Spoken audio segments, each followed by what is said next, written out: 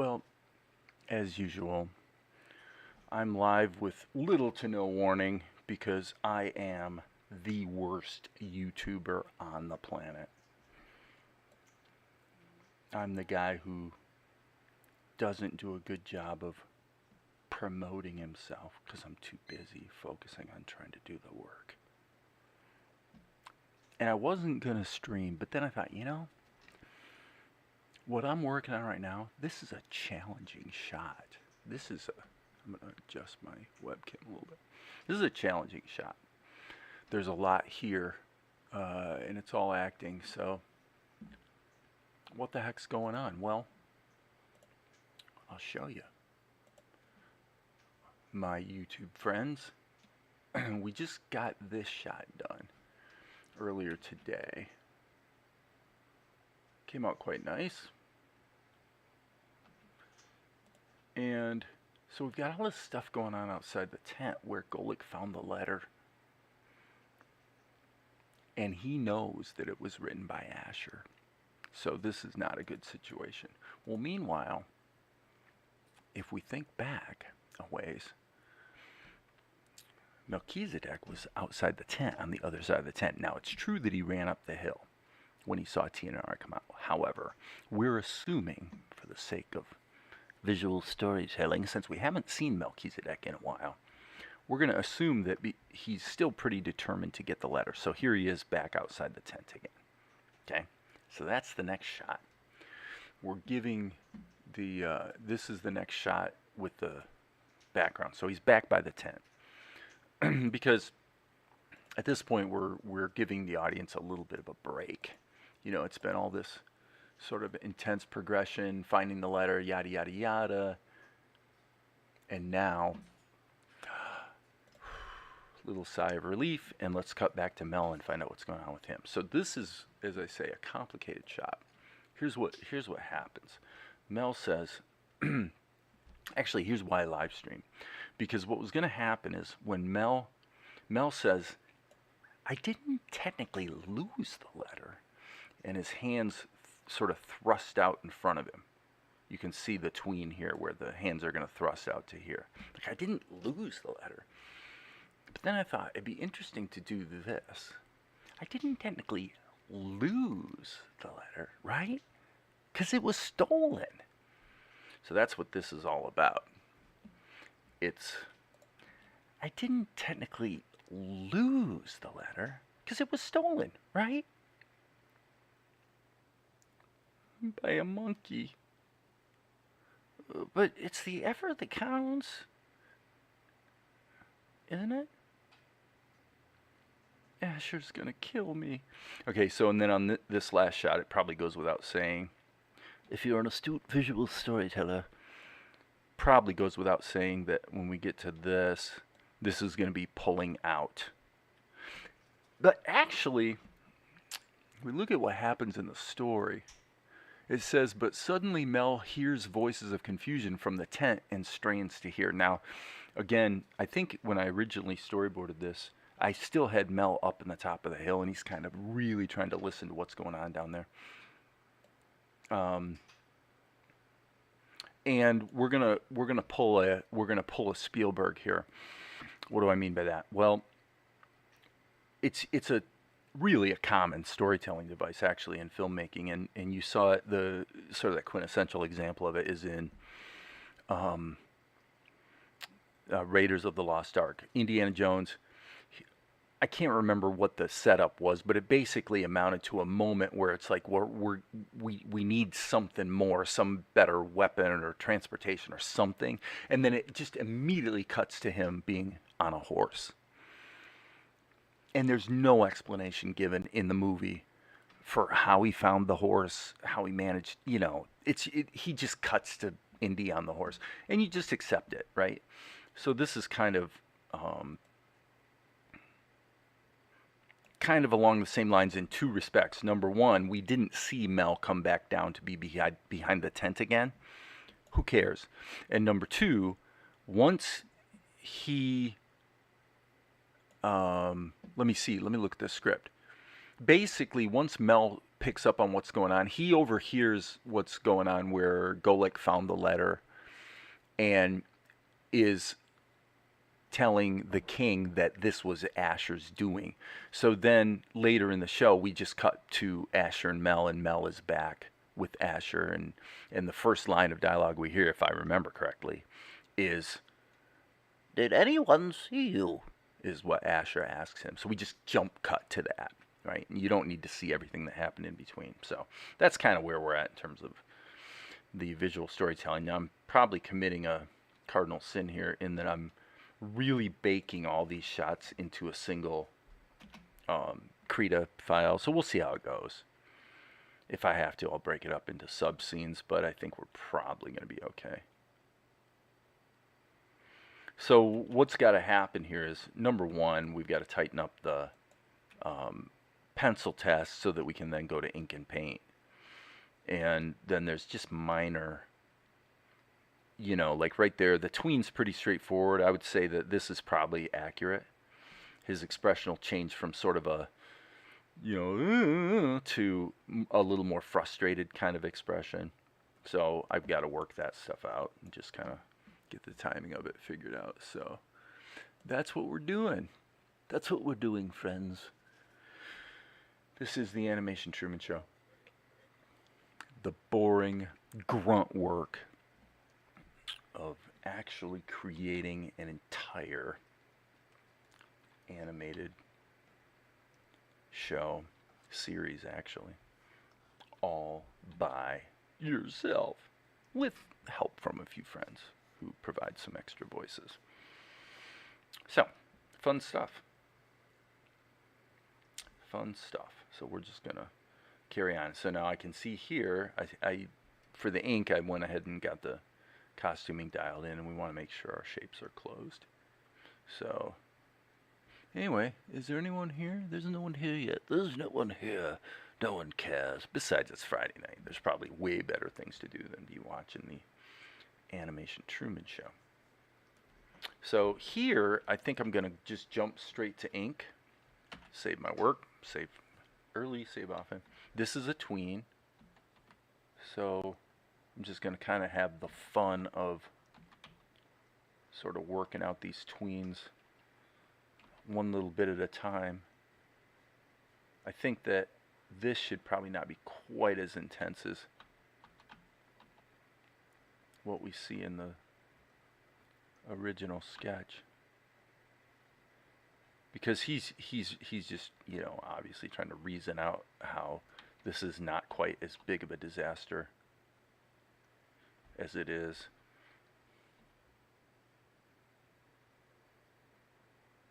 I was thinking about moving the direction of his eyes, but I actually think just keeping them centered here is probably better. So I love the, yeah, now we'll get that little bit more intensity with the eyebrows, right? Oh, this is fun stuff. I mean, it's just, gee, I wish Ed Hooks was here watching. You know, he'd probably have some things to say about the acting. I need to get back with Ed and ask them how the microphone situation worked out, because they had, Ed and his wife had asked me for some advice about a better audio setup. Actually, I guess I talked about the audio situation a couple weeks ago, and I didn't mention it was Ed who had asked. So, well, now I guess I've admitted it publicly that it was Ed. Ed and his wife were like, "What can we do to get the better quality?" Because on the courses, on the online courses he does, acting for animators, the audio is pretty ambient in some of the videos he has out there. So anyway, him and Callie, his wife, knew. Kind of weird that his wife's name is Callie, considering that the main character in the book Valerie's writing is Callie. That's a total coincidence. especially since she started writing the books long before I ever knew Ed. So, crazy stuff. Crazy coincidences in life. Maybe it means something, huh? Probably not. So, if you're out there and you're watching, what are you doing on a Friday night? Are you working on a cartoon? Are you doing the boring grunt work of animation? Because you should be. You should be creating something even cooler than what I'm creating. Because you know you can.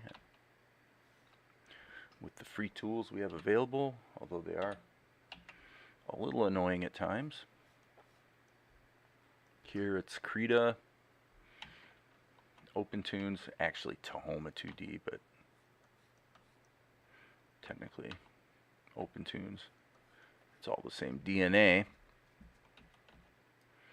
And so hopefully we'll have just a quiet, peaceful session tonight where we're just plugging away, right?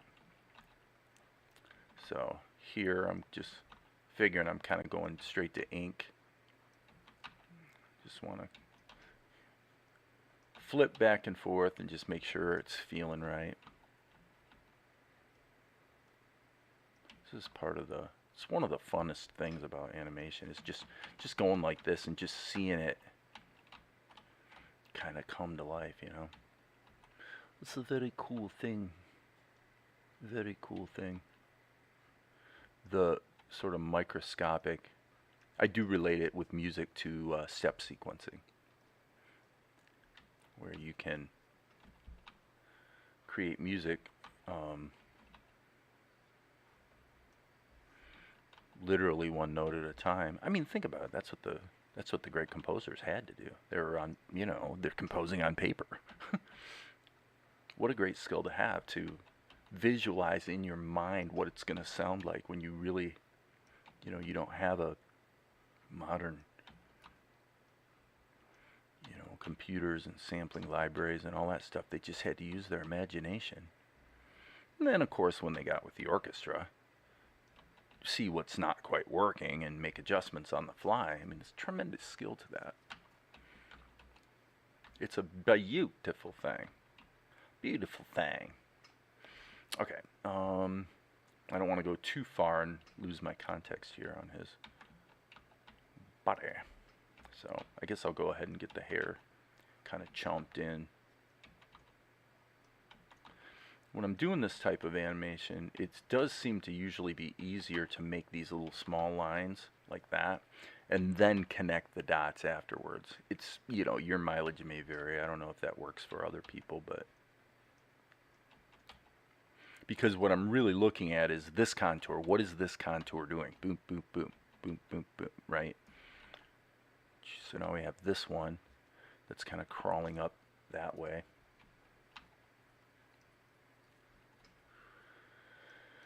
And again, of course, it is Friday night, so basically nobody's around. Now, there is the family Zoom call tonight, so I'll probably be ducking out to do that. I expect, at least checking in for a little while. For a little bit with Val's side of the family. Okay, so this is going boom, boom, boom. Quite a little jump over there. Okay, we don't want it to start getting too sterile. Whoops. Don't want to be in erase mode. So these are the sessions. Now, of course, we got into a little bit of socio-political commentary earlier today. And that's fun, but I always feel like it's kind of that morning after effect, when you've kind of said, more than you maybe would in certain kinds of mixed company, and then you sort of feel like, oh my gosh, I just feel like I said too much. Oh dear. I'm sure it's a common problem. Okay, This is looking really good. I definitely like the way that looks, but I do need to close these shapes. If we zoom in very close, we can see that there's some touching up that needs to be done. Close those shapes so when we go to do ink, we're not gonna, or when we go to do paint, we're not gonna. But yeah, the whole idea of his hands just thrusting out was my initial idea, but then when I thought the whole quotes thing, I'm like, yeah, that probably won't work that well. But then once I did it, kind of sketched it in, I'm like, no, actually, that's definitely better. So that's what we're going to go with. Well, it's the beautiful thing about the animation Truman Show is I get to do whatever I want. Whatever I want. It's all up to me.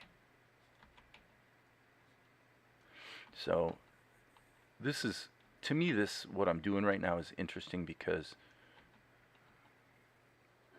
you know, I just literally don't have any idea if any other animators work this way, but it is really a pretty cool way to do it where you just flipping back and forth and just get each contour to do what it's supposed to do, you know. And as I said, then so in this case, actually, I'm going to go back to the initial line here that I drew and fix it because I really don't think I did that as well as I should have. So you get this sort of sketchy thing going on. It looks like we've got 2 concurrent viewers. Who's watching tonight? Who's spying on me? Watching the Animation Truman Show. I mean, there should not be 2 people here. There should be 2 million because there is nothing better on YouTube than watching a guy sit and do animation tweening, right? Okay, so now if we're going to get to here, I guess I have to consider,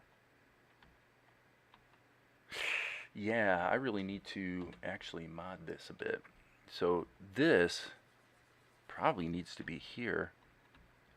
Yeah, this needs to be here, and actually, so I'm putting in an indicator of where the hands are going to go. Hey, Yvette, how you doing, baby? Good to see you tonight. Whenever you're here, I always talk about the writing Valerie's doing, because I tell you, she's actually, the last 3 days, she's been dealing with the wrap-up and the climax in book 4 in this series, and it's, I can tell she's been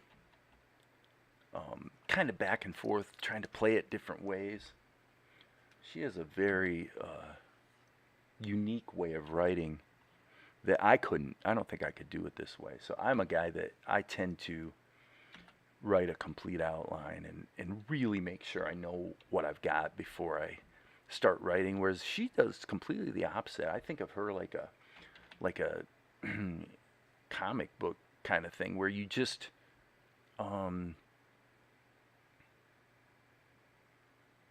why did that not erase?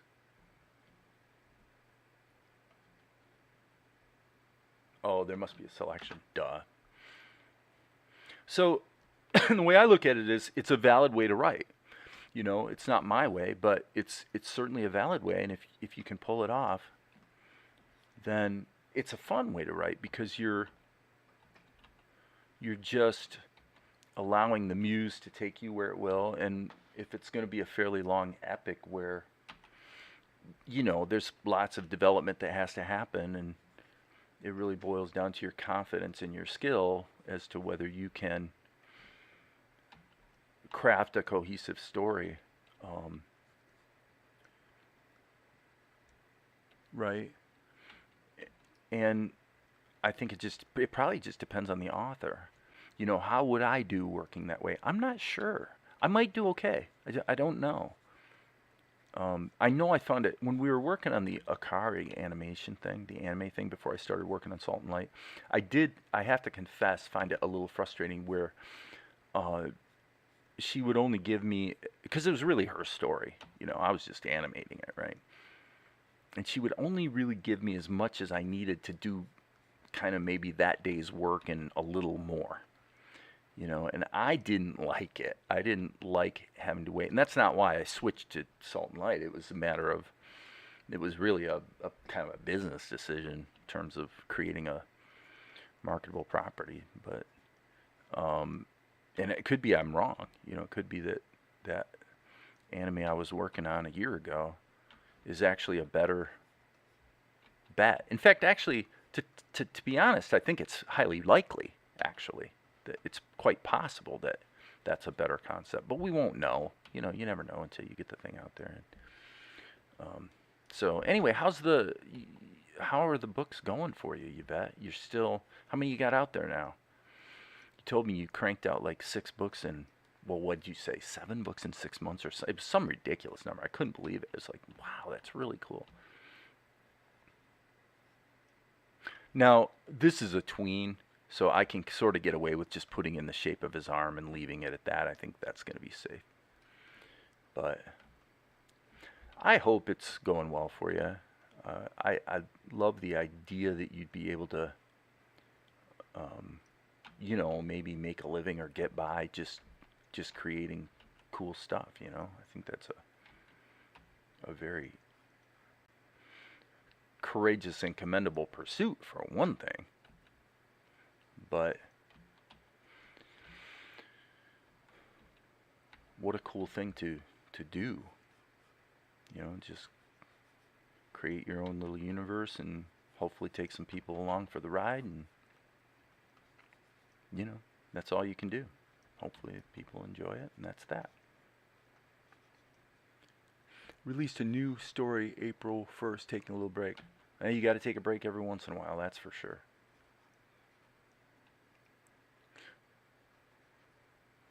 Yeah, the ones Valerie's working on are, she seems to be averaging. Now this is working in Word. This is why I asked you about page counts, because I'm kind of curious. I'm assuming that one page in Word probably comes out to more than one page in a, you know, in a, I don't know what you call it, a novel or novella type format.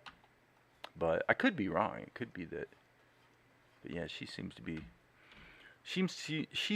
be doing about 300 to 400 pages per book is what seems to be happening in Word.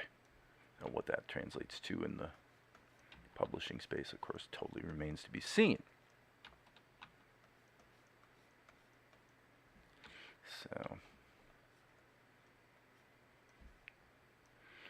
all right, Melchizedek. So thanks for lurking tonight. It's nice to see you again, so to speak. Okay, so here we got to get those arms up there. Let's just sketch this in. Let's get the general sense of the anatomy here, so we're not completely flying stupid.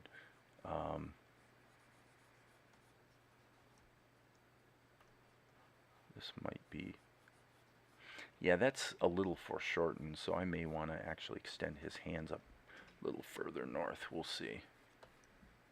It might be okay.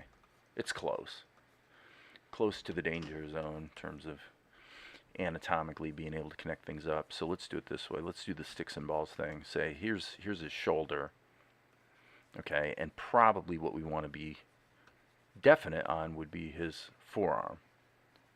So if we put his forearm here, then we say, well, okay, how do you connect them up? That would put his upper arm right about there. This one still looks awkward to me. I'm sure it probably does to the people out there who are screaming at their computer screens right now saying, geez, dude, are you serious?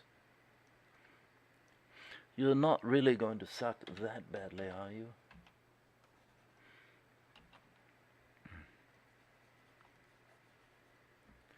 Hey Maria. Hi all. Work day's done. Took a lovely walk in the nature center. Nice. Said hello to the swans who ignored me completely. Now having your evening snack. Very, very good. I was, I had a pretty productive morning working on the show. Gonna have some commercial production I need to do this weekend, I'd say. In fact, definitely.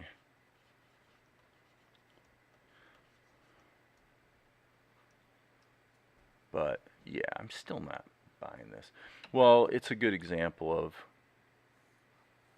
if it's not happening. So I find this interesting. This is actually a really interesting mental exercise for me, in that anatomically, what I'm seeing here is that anatomically, this is okay. In other words, when the arm is not drawn, it looks right to me. Like I could see his hand being in this position. So that means I must be doing something wrong. If we're going from the known to the unknown and we say that this is, well, yeah, his elbow would reach out maybe to here.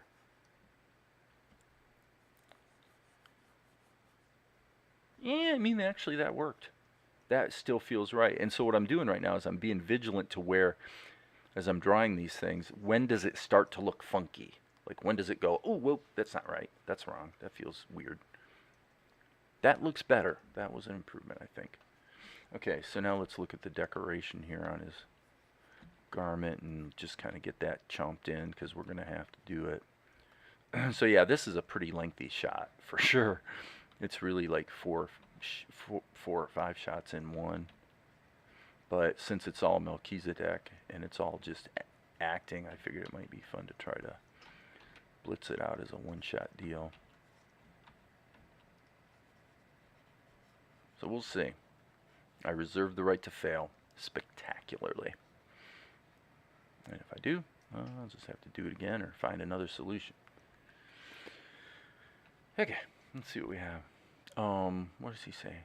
And technically, I didn't lose the... hello? Come on, Krita, let me rewind. Technically, I didn't lose the letter because it was stolen, right? By a monkey. But it's the effort that counts, isn't it? Whoopsie. That's weird. Why'd it quit playing? Should be a shrug of the shoulders here. Yep, there we go. And then Asher's going to kill me, and then we'll be pulling out. We'll do a slow pull out on that last shot for sure. But see, actually I keep saying that. If I do the slow pull out, then that does not really support the idea of him being sort of startled back to attention by what's going on on the other side of the tent. So I may have to either cut back to Golek for a moment and then come back to Melchizedek, which is fine. I'm kind of being a little bit fluid on the editing there.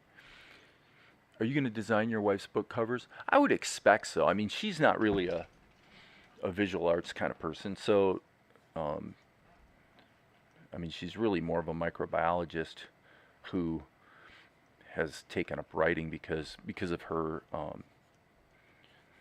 her chronic pain condition. She really can't work a normal job. And but yeah, she's really more of a scientist kind of person. If she wasn't effectively disabled, she would be working like for the CDC or something. She would love to work and study viruses and that sort of stuff. Hey, somebody's got to do it. In fact, it's kind of important work, truth be known. Okay, I like what I'm seeing here. I guess just for completeness, I'll go ahead and select all this stuff. Control C. And then Control Shift V. Control Shift V. A few times. There we go. Okay, so now at least we can have the fun of kind of feeling how this is really going to play. Yeah, see, that's definitely, I like that. I'm glad I came up with that idea. Okay, so hold on a second. If we're going to do that, let's save our work, by the way, before Maria chews me out. Yeah, actually, Yvette, it's, I will tell you this. When my friend April wrote her book, which is called Song of Life, let me look here. Is it in my paintings? There's Bender. In my paintings, yeah, I actually did this for April's book. Uh, so it was, whoopsie, that wasn't what was supposed to happen. So this character. He's I don't even know what you'd call him. I think he's like some kind of fairy elf guy, and they wound up going with a completely different cover, which I really, no ego here, I promise. I think the cover they did was just horrible, but it's just to a degree one of those political things where the publisher sort of has procedures and probably artists that they, have a relationship with, and so, what are you gonna do? I did it as a freebie for her anyway, just to help her out. And she loved it, man. I mean, she thought it was amazing. Put it on Facebook and was bragging on it, but then her publisher sort of overruled. So, that's the way it goes. Okay, so what am I thinking about here? I'm thinking about his eyes. Let me loop this section and just say, because if he said I didn't. Technically, I didn't lose. So when he says lose, technically, I didn't lose. Right there, it seems to me.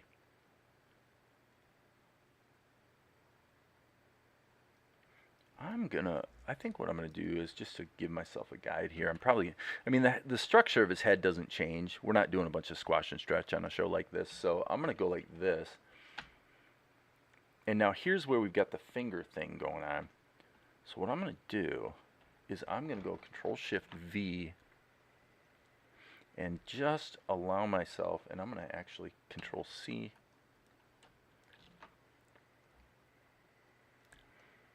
I'm going to do that.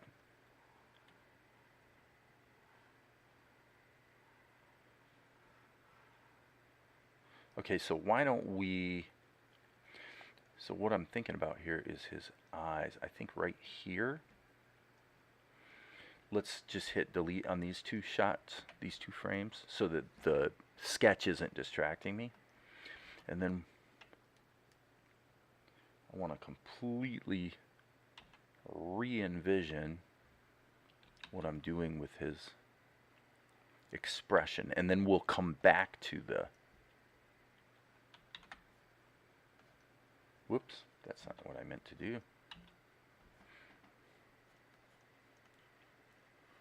I think he needs to... You got it right, LOL. You got it right, LOL. Oh, the Yvette, right? Yeah.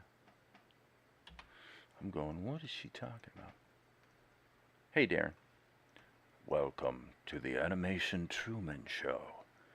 The most powerfully entertaining experience on the entire universe of YouTube. There's nothing better, nothing more fun than the Animation Truman Show. Okay.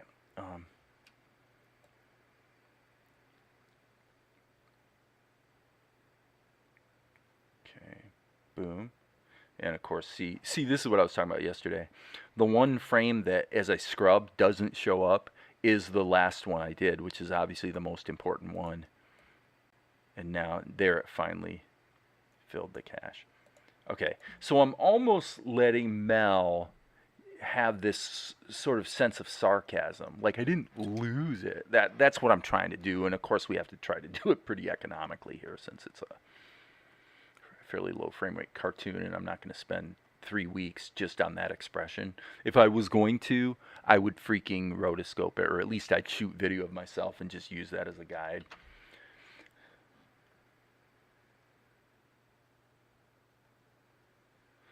So,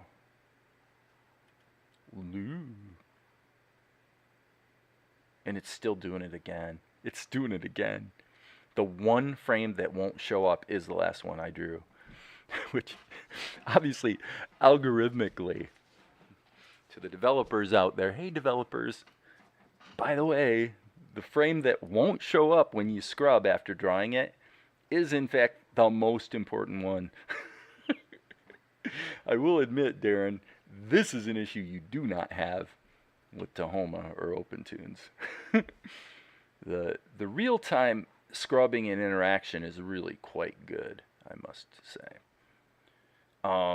Let's do it this way. I'm going to say, let's take his head. Let me think about this.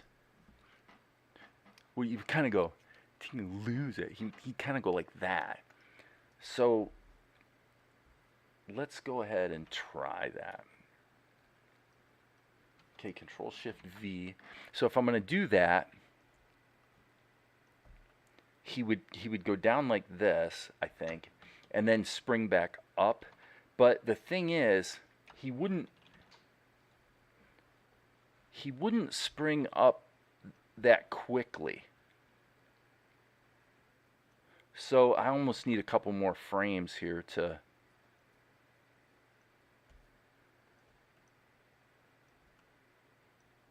I'm just gonna chomp these around and just see how it feels. I'm not optimistic that this will work, but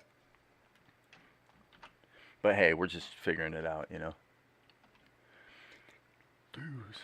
Yeah, see, it actually would work if his body went with it. Okay, so this is a little complicated. This is a job for the plastic tool, if the truth be known. But let's just roll with this. Okay. So this is where I'm trying to be microscopic.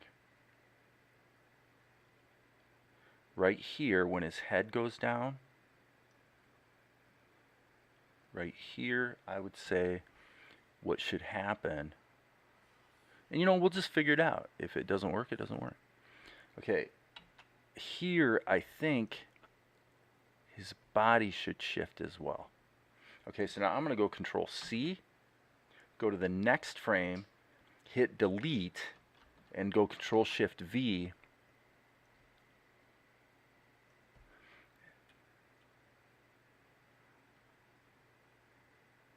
That's too much. That one right there is too much.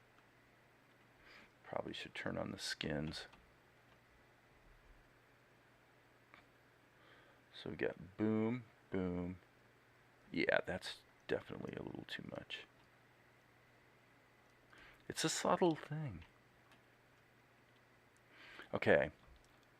Let's let it loop and see what we've got and turn the skins off. Technically, I didn't lose. Yeah, it didn't work. Didn't work. It's too choppy, and I think it's not that it's not a good idea. It kind of is, and the execution here is terrible. But I don't know that it's gonna add enough production value to justify spending 2 hours dinking around with it. So to me, I'm just gonna get rid of that and that.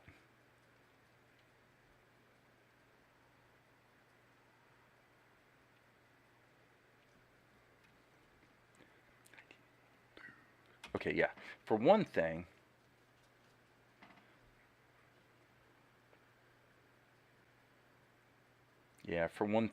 I'm going to actually just get rid of these. If the head was going to do that, the whole thing would have had to happen sooner. So the problem is that the head and the body all being together in the same drawing, because I'm working with the elements independently, if one thing's out of time in terms of its synchronization with the other stuff that's also moving, if you don't get it animating straight ahead and get it basically right, it's going to be a major pain to fix. So here's the one. Okay, yes. So this, I'm just going to actually go back to my original setup and just have the change in expression. I think him opening up his eyes like that works. So I'm not trying to chimp out here. I'm just trying to say, let's find the sweet spot in between, being as creative and getting crazy as we can versus, It's the 80-20 rule where you can wind up, if you spend 3 hours on it, it can turn out that 2.5 of those hours were spent trying to get that last 10 or 20%. That's okay, but the reality is a lot of times you spend that 2.5 hours and it turns out it's not even, it's like 1% better, and you go, okay, what did I do that for? So again, just trying to find the sweet spot here. The problem here, obviously, is that his head changes from frame to frame. Let me see just how egregious that is, though. I want to let that loop for a second. Actually, I'm not totally sure that leaving it in there doesn't help. It's almost like a winky kind of, in the sense of a wink, There's almost a little... Technically, I didn't lose. You know what? Actually, it's a stupid coincidence that it worked, but I actually think that works. Surprise, surprise. It's certainly good enough to tell the story and get the impact that I'm looking for. So he says, technically, I didn't lose. Yes, I'm going to go with that. I think that actually is just a happy coincidence. I'm going to go with that. Okay, so this is a tween where the head's not going to change position, just the hands come down, and then we actually cut to a close shot. So basically, I'm looking pretty good. I didn't lose. I mean, after all, it was stolen, right? By a monkey. So through this whole section, his facial expression is not right. It was just cut and pasted from, as I was blocking in the action. So through here, I don't, his visual expression is not even close to what it's got to be. Would this be a candidate for mesh animation? That's a good question. Probably not. I mean, if I was going to do that in Krita, I'd probably be using Liquify, because the problem you're going to have with something like this is that you're really needing to work with a lot of different elements independently. And I assume what you mean is the actual mesh deformation mode in Krita. And what it does for you, it can be quite useful. It can be the thing in Krita that gets you a little closer to the OpenToon's plastic tool, because if you sort of stretch this and then stretch this, as you can see, you're able to get rotation. The thing that is the most difficult to deal with any level of control with Liquify is rotation. It's really not that great for rotation, although there is a rotation mode. Frankly, if the rotation mode of Liquify allowed you to specify the center point before it rotates, so you can decide what it's going to rotate around, it would actually be pretty good. The other thing I've noticed with the mesh deformation here in Krita is that it seems to introduce... At first, I thought it introduced less degradation of the image than Liquify.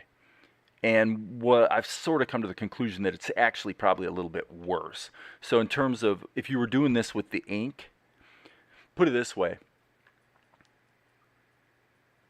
Well, if you were doing it with the ink, especially if you take a line and you use the mesh deformation tool to put it onto a diagonal, you're going to see stair stepping in it after it's translated. So it becomes not that useful. Therefore, if you're going to use the tools in Krita for just here, like I'm doing on a single layer, on the fly, breaking a character into pieces and then just translating the pieces and sort of doing straight ahead animation, you're probably generally better off to just do this. Just grab the piece, hit the A key and just rotate it into shape. And what happens is the deformation tools are more for creating the guide than for the final animation. Now, I say that being a guy who has actually used these tools pretty extensively on final art, but I think your mileage may vary, and you'll have to play around with it and see what you think. But that's my basic take. The mesh deformation in Krita, for me, is a bit of a disappointment. I was hoping that it was going to be better than it is. And the reason it's not better than it is because it doesn't really give you a good way to take a meshed area. What you really want to do is what you can do in Blender when you map an image to a plane and then subdivide it. Because then you can take something, say, that's rectangular, like an arm, and you can bend it. And you can bend it predictably, right, in a way that looks good. And that's because you can specify the axis on which the bend happens, and you can control it. There really is no good way to do that in Krita. So, and the plastic tool, frankly, if you go beyond bending an appendage more than, I don't know, probably 15 degrees or so, really the plastic tool doesn't do a very good job either, actually. So it turns out it's better, the better path is to take a character, do the translation, and then just deal with patching the holes that you create in the process. That has turned out to be probably the most predictable methodology. I did it earlier today when I was working on Golik, actually. When I sort of shifted his body weight and moved his head around, I had an area around his collar that I had to patch up. So, you just do whatever you got to do for the job at hand, I guess. Okay, so most of the ink here is going to be repeated on this tween. The only thing that changes is the position of his hand, so there's no point belaboring that. So I hope that answered your question. Frankly, the deformation tools, especially if you're willing to do hard-coded tweening. In other words, you have a character. It's kind of like what you can do with a vector level theoretically in OpenTunes. So you've got a shape, and then you change it to a different shape, and then you have the software go ahead and calculate the tweens. So it's a hard-coded tween, as opposed to the plastic tool, which is parametrically modifying it, but it doesn't actually change the pictures, right? If you're into that kind of thing, honestly, you're gonna really have much better luck in Blender. It just is what it is. I mean, that's why. I mean, obviously, the CGI world really has rigging down to a science at this point, and it's kind of amazing what you can do. But rigging is an art all of its own. I mean, takes a tremendous amount of skill to do a good job rigging. Okay, so his arms are down here, and then they swing back up. Okay, yeah, so that makes sense. Okay, so now what I'm going to do here then is, I think if I hit Control F, yeah, that just turned down the alpha so that I can continue with my red pencil to just tighten it up. So we'll get this tightened up, then we'll bring the alpha down again, and then ink over top of it. So that seems to be the methodology I've been embracing the most lately. Rough it in, turn it down, tighten it up, turn it down, ink over top of it. So what I can't do in Tahoma is the turning down part, unless I'm, wanting to just have a bunch of levels starting to pile up, I don't know if probably for some people that might be listening, that doesn't necessarily even make sense what I just said, but for those of you who spend a lot of time in OpenTunes, you might know what I'm talking about.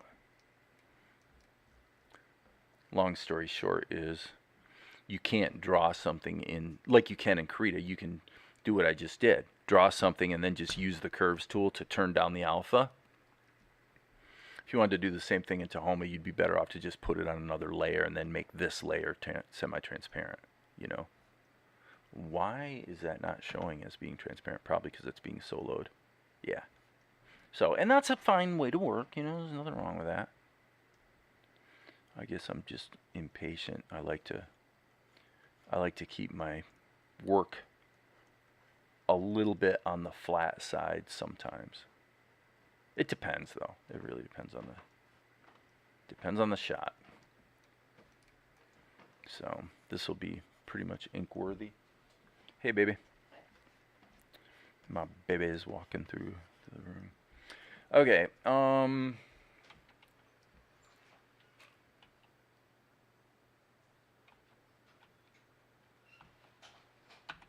Okay, so here.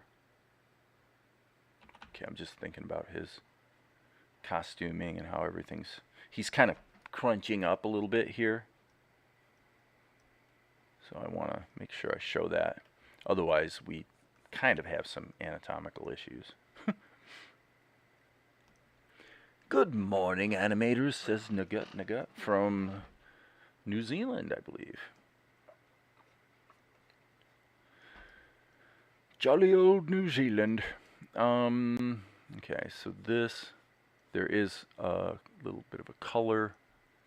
In Tahoma, on a smart raster level, you can turn down the alpha of a palette entry. Well, that's true. That's a good point, Darren. Yes, thank you for mentioning that. That's true, and I've done that. The reason I don't totally buy the argument that that's just as good, not that you're making that argument, but if you did, I would say I don't really think it's just as good, because if you're not wanting to go to a completely separate level, then you've got, even if you turn down the alpha, you have that same old goofy problem where it doesn't, well, it's almost like drawing in behind mode. So just for the purposes of showing everybody out there what I'm talking about, it would be like if you turned down the alpha of this and then you went to draw over it, but what you got was something like this. Okay, so I put it in behind mode to illustrate it, but you can see that the black lines didn't actually cover over the red. Sometimes they're over, sometimes they're under, and it would be like if the software can't really decide, do you really want to draw over it or not really? You know, which is obviously ridiculous. But that's the normal behavior on a smart raster level in Tahoma. It's frankly, I think it's one of the key reasons why Alan Dan finally abandoned OpenTunes and said, I can't deal with this software. It's too stupid, is pretty much, you know, I mean, you can disagree with me, but I think that's pretty much what he said in terms of his attitude towards OpenTunes. It's just like little things like that, little edge cases. Well, they're edge cases for most people, but people who are really doing a high volume of work and trying to do professional work, it's not an edge case. It's a problem you're like bumping into every single day. And you finally just get to the point where you go, to hell with this. You know, why am I using this tool that is really that brain dead? You know, I'm not trying to be overly dramatic here, but I mean, that's pretty much the mental, emotional process. You know, well, having said that, I mean, I certainly have been hanging in there with Krita for a long time, and Tahoma, frankly. I mean, I think the issue I had with Tahoma last week, where it kind of lost track of some files and wound up breaking like 9 different scenes, I'm gonna say that was probably my fault. I'm pretty sure it was, and it just wasn't worth trying to go chase down the issue, you know. So, but everybody out there's like, I don't even know what you're talking about, Dave. I get it. It's not important. Just suffice to say that for now I am. And I said yesterday I was going to play around with Krita 4, and I did, and it's like, I don't know. Not much of a win. Krita 4 has certain issues, and Krita 5 has other issues, and they're really different issues. What I do need to do kind of soon-ish, I think, is load up Krita 5.0.2. I think it's actually up to 3, 4, or 5 now. And just see if maybe they've gotten some of the bugs cleaned out. It would be nice if they have. Okay, so this is this is not a tween. This is actually the tween. The tween gets us here. That's a one-frame tween to snap to this. So therefore, I'm gonna change a little bit on the his thumb. Just open his hand up more. Mel tends to have, number one, for the size of kid he has fairly large hands actually, but they tend to be a bit cartoonish. Yes, it would be like that, and it's really annoying. Now there are ways around it. My current workflow in Tahoma mitigates the problem in a big way. I'll demonstrate it really quick just so people know what the heck I'm talking about. Because I'm pretty happy with the solution I came up with. So when I use Tahoma, let's just create a new shot. So the basic concept is, let's say I do a pencil test here. So let's not use the charcoal, let's use a regular pencil, okay? So you're saying, you know, here's a character with big ears, okay? So we'll just make a kind of an old school Fleischer Studios type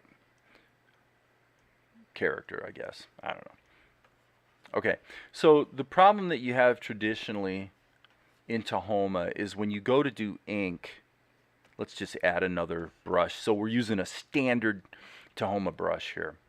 All right, if you want to have, okay, that wasn't supposed to happen.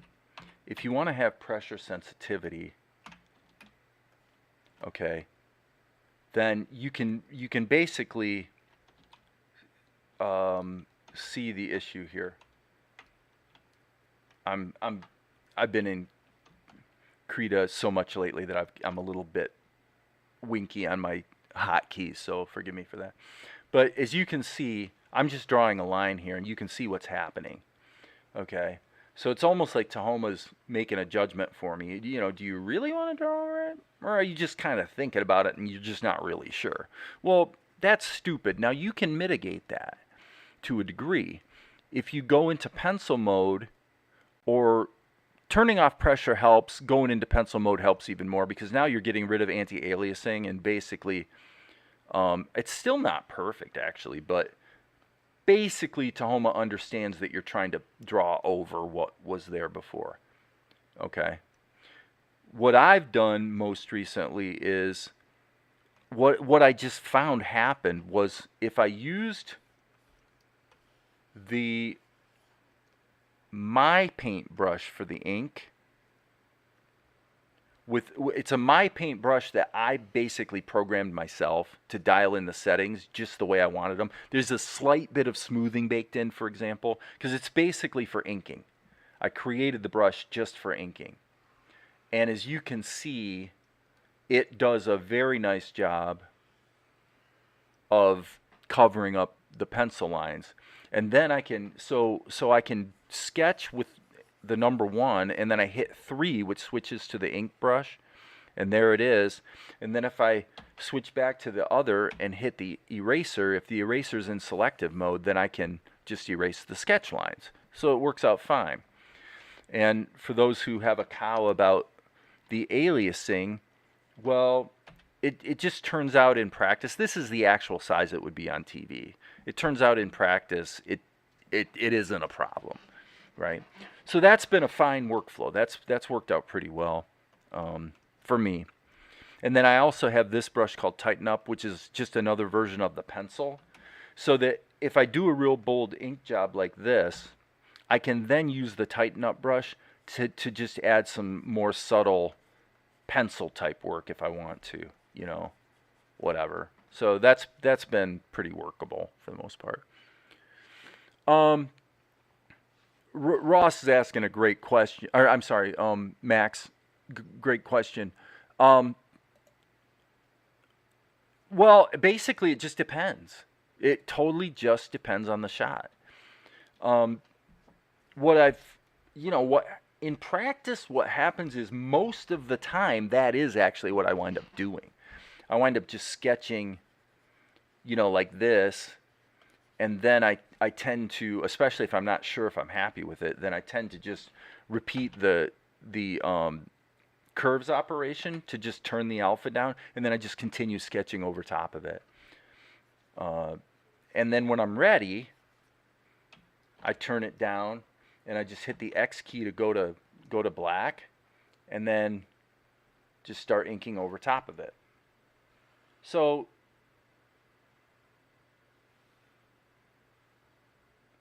sometimes I ink as I go, and I just wanted to have the option for how I could do that in a way that's pretty seamless and fluid.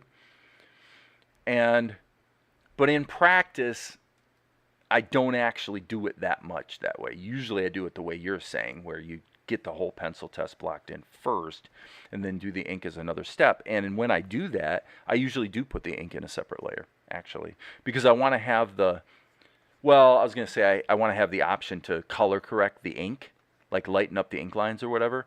But actually the way I do it, that's not an issue, because functionally, by using the color to alpha effect, which I have mapped to Alt M. So I hit Alt M and it erases all the red, and then I hit Control M for a curves tool so that I can actually clamp the contrast and color correct if I want to the ink lines.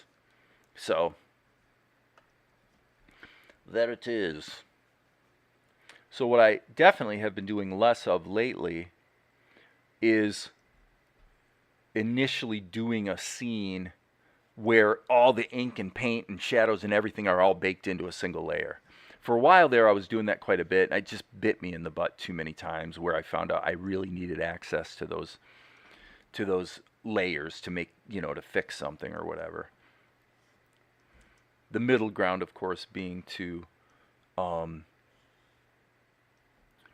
put everything in its own layers, so you got total control, and then at appropriate points where it makes sense to do so, make a copy of the stack of layers and then bake it down, so that you can then have the baked art to do something else with, which is usually the normal application of that would be another scene where I'm going to use the exact same poses that I did all the work of getting it dialed in another scene, especially with dialogue.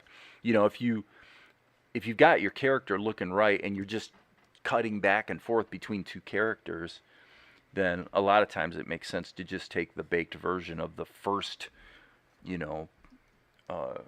rendition of that character and just, because the only thing that winds up changing in the additional dialogue is the lip sync,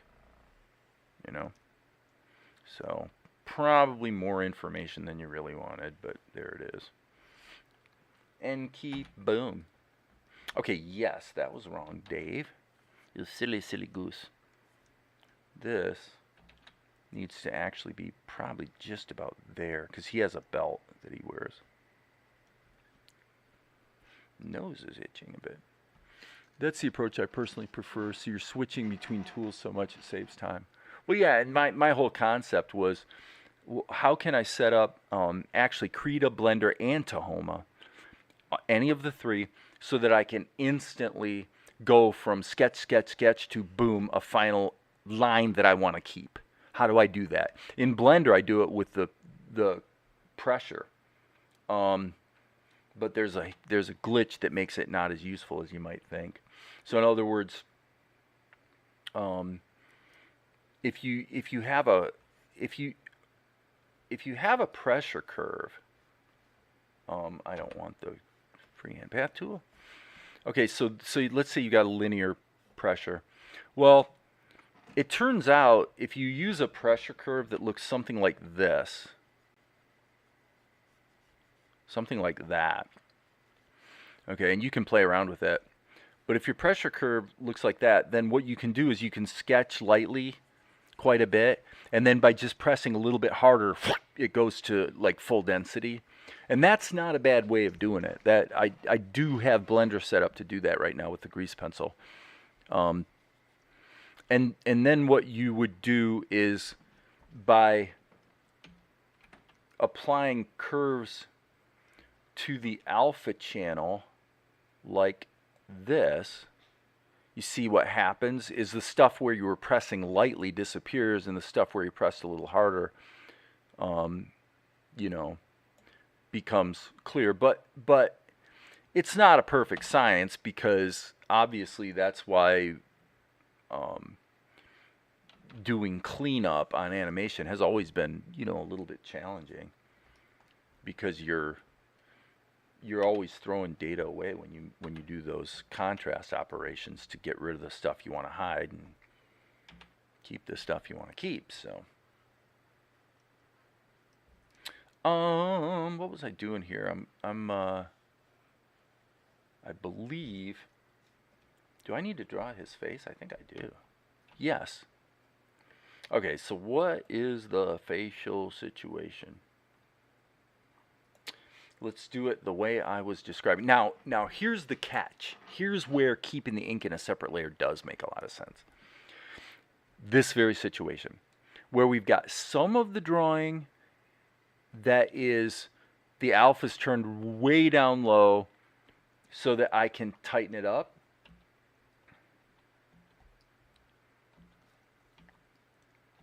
I'm toggling here between my red and my black. Where you have something that I've inked and something else that I'm still in the sketch mode. That's where it's a bit dangerous, because now I can't globally just apply the curves tool to turn the alpha down on everything, because if I do, I'll be turning down the alpha on my ink and I'll have to re-ink it, you know. So the astute critic of me can definitely see some things in my workflow where I can paint myself into a corner and cause myself more grief than is strictly necessary, right? So, okay, so his attitude here is, he says, yeah, so technically, come on, Krita. Jeez, I wish Krita would just freaking rewind the way it used to. Look at that. I just drag to here, and then when I hit the spacebar, it jumps to here. It's like, what the hell is the software thinking? What were the developers thinking that they said, yeah, that's what people want. That's what they want. They want to go to frame 0, but then when you press go, you definitely want it to jump to frame 32. What's the mindset there? I don't know. Okay, so he says, technically I didn't lose it, right? Okay, yeah. So what I'm looking at here is what's his actual attitude on this frame, and I guess it'd be kind of a, right, you know, kind of, ooh. And this, so forgive my complaining there about Krita's bizarre playback behavior. I'm sure I'm not the first guy on planet Earth to have noticed it.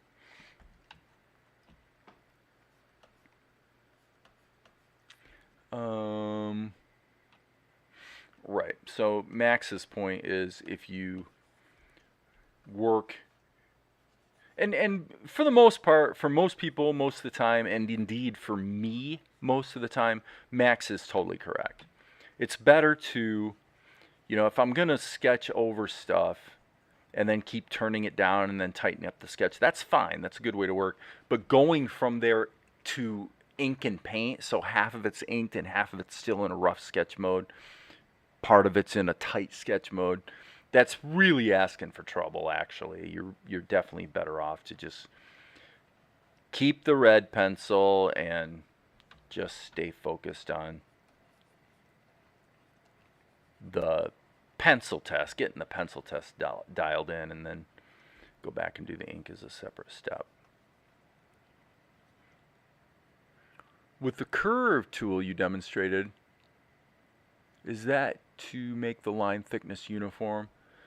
The curve tool in that instance, it was just to up the contrast of the alpha channel so that the stuff that's pretty transparent actually disappears completely, and the stuff that's, you know, so if these lines would disappear, but the lines where I press hard would stay. That's all that is.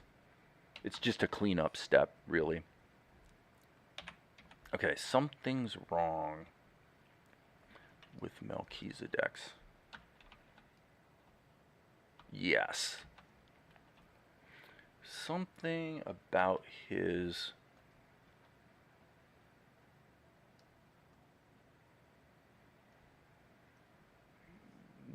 look. Obviously, that's quite a bit cartoonier.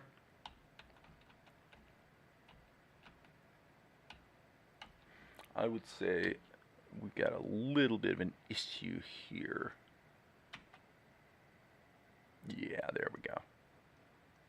And in this case, maybe a slight tilt to it would be okay.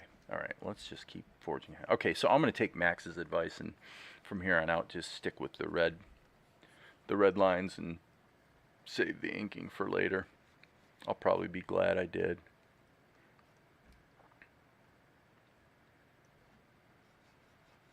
I will probably be glad I was somewhat less stupid.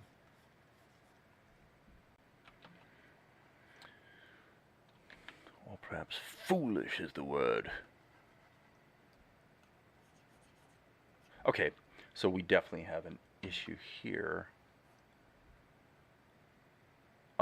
Actually, rather than doing that, let's just do this. I'm going to cover, I'm actually taking my hand and covering up his hand here on the, so you guys can still see his hand, but I can't because I don't want it to distract me. So I can just block in his arm, yeah, and then I can see where his hand is and just say, okay, now let's just take this and smack it over there and something of that nature. Obviously his hand is a little bit unrealistically distended, and I may come back to that and tweak it a bit, but for now I think we're okay. Yeah, this shot's gonna take a while. I definitely am not so sure about the jerk on the head there.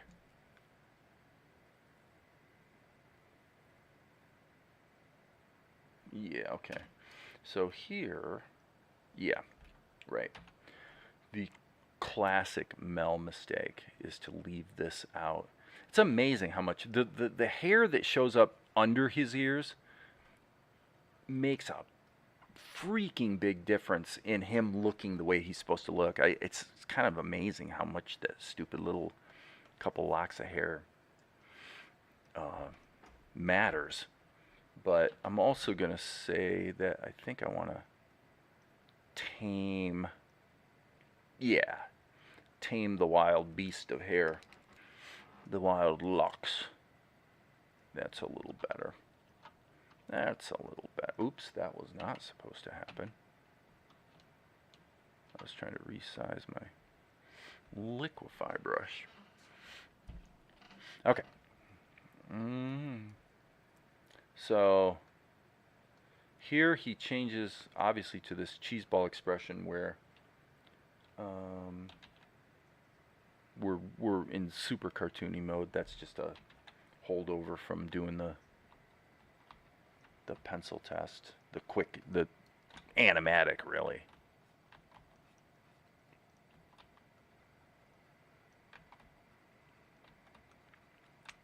So like I said, I'll take Mel's advice, Max's advice. Boom, erase that. So yeah, like I said, I'll probably wind up back in Tahoma here before too long. I actually like mixing it up a bit. It shouldn't matter too much. They all have the same capabilities at the end of the day for the most part. You just have to do, they each have their own strengths.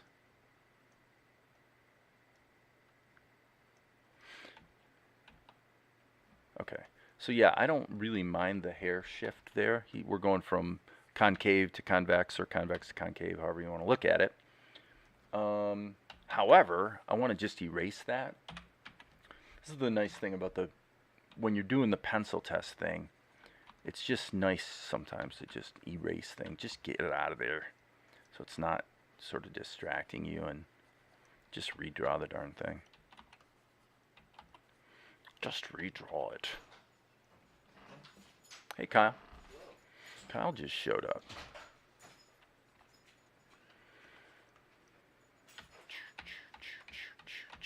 How's it going? It's going all right, buddy. How are you doing?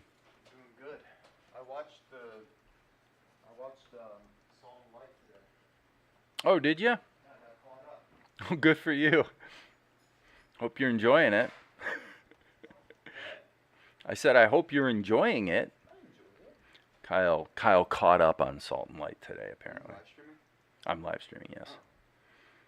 Oh. Huh? Do you want me to kill my microphone? I guess so. I'm going to kill my microphone and my webcam. I'll just keep drawing, but then you guys won't be able to see and hear us.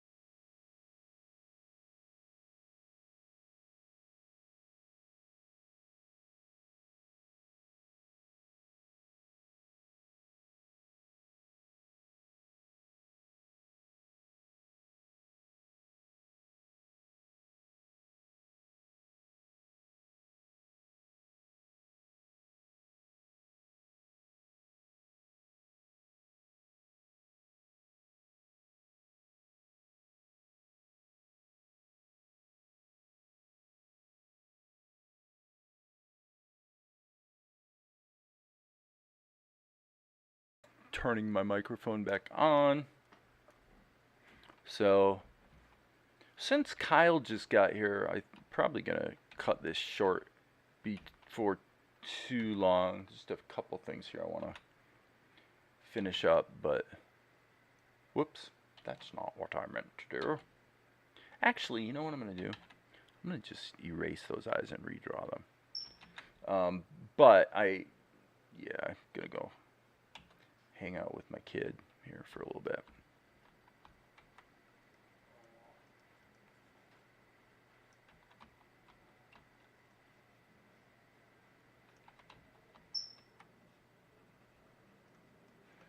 So I'm sure you guys won't mind.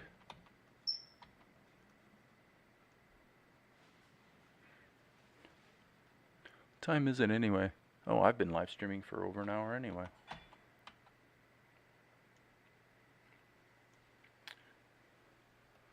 So I don't know that that's the best rendition of Mel I've ever done because his eyes are a little too close together.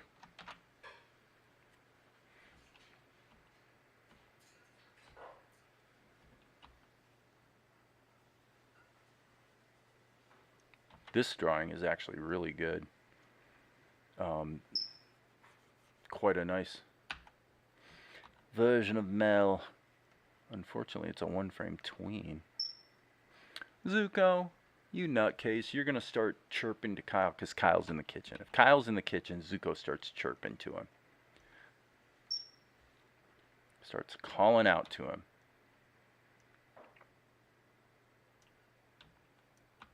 Okay. Unfortunately,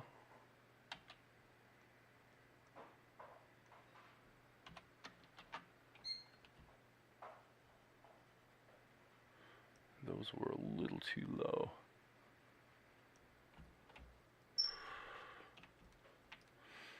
All right. So he raises his... Oh, I see.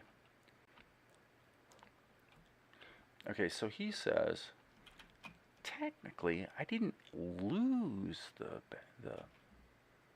letter.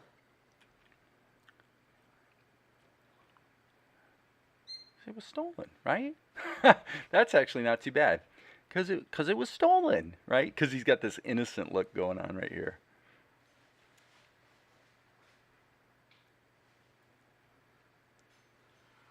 Right? By a monkey. Yeah, that's working. It's working, people. It's working. We're getting there. Okay, so the question here becomes, do we need to, how much of this do we need to redraw? I think I want to at least sketch it in.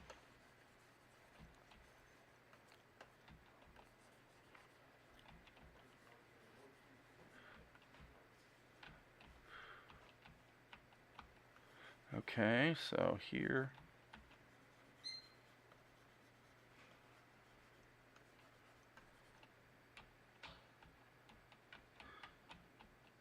Yeah, not too bad. Not too shabby, people. Not too shabby. This is a bit strange anatomically. So this hand really shouldn't be there. It should be more like here, but the basic concept is sufficient. Okay, so does anybody have any comments or questions before I wrap it up here? Because I'm gonna be wrapping it up here shortly.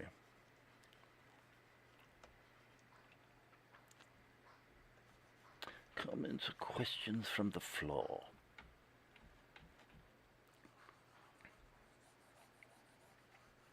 Sticks and balls, sticks and balls.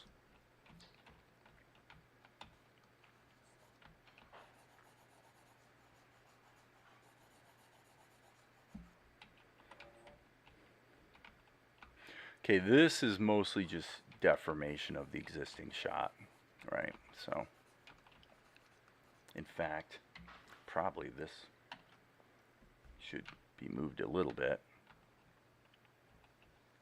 Yeah, just something, so it's, since everything else is moving. Boo-doo boop ba-doo boo-doo boop ba-doo boo-doo boop ba-doo boop.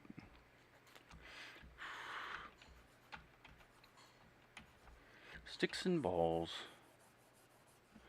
Keep it simple, keep it loose. Let's see, yeah. So this will probably be inked once and then not have to be, you know, there's going to be a lot of cutting and pasting. Let's put it that way.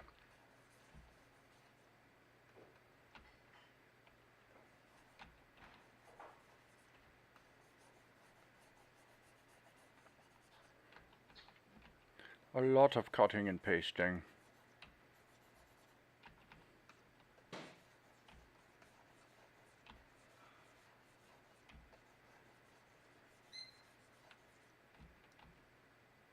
Okay, so then we got these contours here.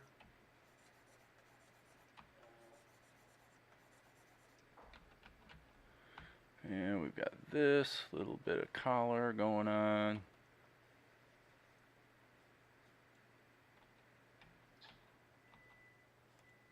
Oops.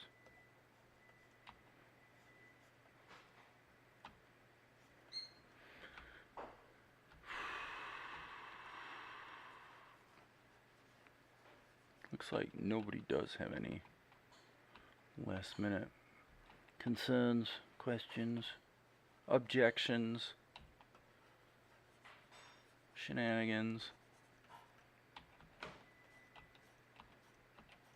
Whoa. Guess it's kind of evolving this way a little bit.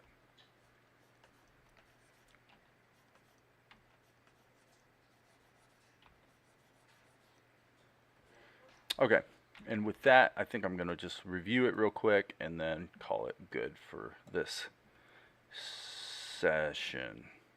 That's coming together. As I said, it's a very long shot. A lot of acting, a lot of dialogue. When it's all said and done, this one shot is going to be, holy smokes, well, 152, so 20 seconds long. This is going to be a 20-second long shot, almost, not quite, but almost. So, yeah, kind of a big deal. Cut out briefly to say hi, blah, blah, blah. Nice, nice. Family, family, family. Well, that's why I'm going to split, because I'm going to go kind of hang with Kyle a bit. So, you guys, I will say good night. And as you know, there will be more later.